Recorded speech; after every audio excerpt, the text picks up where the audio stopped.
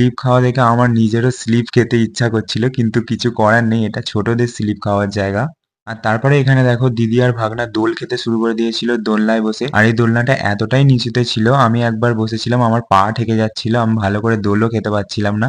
আর হ্যাঁ, এই পার্কে তোমরা টয় ট্রেনও দেখতে পাবে। আর এই জায়গাটা দেখো কতটা সুন্দর। আর যেমনটা তোমাদের প্রথমেই বললাম, এখানে সবকিছুই সেদিন বন্ধই ছিল, কেন জানি না। এখানে টয় ট্রেনে উঠে দেখতে পাচ্ছ আমার দিদি ভাগনা ফটো তোলার জন্য রেডি হয়ে গেছে। আর আমিও এখানে কিছু ফটো তুলেছিলাম ভালো ভালো। আর এই যে বড় যে দোলনাটা দেখতে পাচ্ছ, এটার উপরেই উঠেছিলাম, চলো তোমাদের উঠে দেখাচ্ছি। এ তো ভয় পাচ্ছিল উঠতে প্রথমে, তারপরে ওকে জোর করে হাতটা ধরে আমি উপরে তুলে দিয়েছিলাম। আর এখানটা দেখো ফাঁকাই ছিল তখন। তো এটা হাতে করে দোল দিলে দোল খাওয়া যাচ্ছিল একটু একটু, কিন্তু যখন চলে সেটা তো তোমরা জানোই যে এটা কেমন মজা হয়।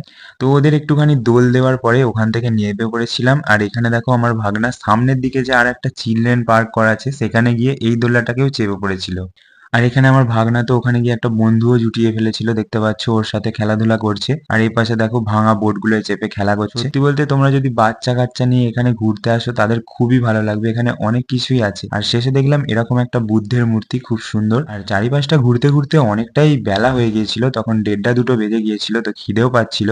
আর তারপর ওখান থেকে আমরা বেরিয়ে পড়ছিলাম বাড়ি যাবো বলে। আর এই যে এখানে দেখো গাড়িটা রেখেছিলাম। তো তোমরা আমাকে কমেন্টে জানাও যে তোমরা কারা কারা এই দ্য ওয়ান্ডার ওয়ার্ল্ড পার্কে গেছো। তো আমি এখন এবার বাড়ি যাই। তোমরা এরকমই মিনি ব্লগ দেখার জন্য আমার চ্যানেলটাকে সাবস্ক্রাইব করো, আর ভালো লাগলে লাইক কমেন্ট করে দিও। তো দেখা হবে আবারও একটা এরকমই নতুন মিনি ব্লগের সাথে। তো সকলে ভালো থেকো, টাটা।